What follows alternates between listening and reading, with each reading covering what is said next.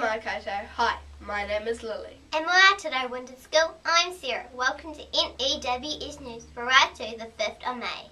Hola e Cinco de Mayo, esta. Muy bien. Gracias.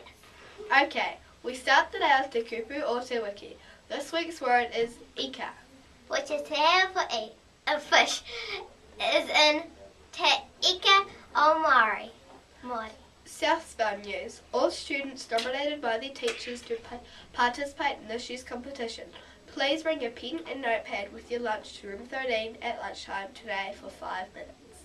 Hockey news. Winton Wizards and Winton Wipeouts. You have a hockey training today at lunchtime on the basketball court. Be there at 12:45, please. School magazine news. All team members please meet Mr. Tucker in the group room at 12:45. And if you miss any notices, you can read the news. You can play the news again, or you can read all the notices in the text box below. Oh right, sorry. Below. Hi, Ms. Vess. Keep bringing them to and from school. Kira.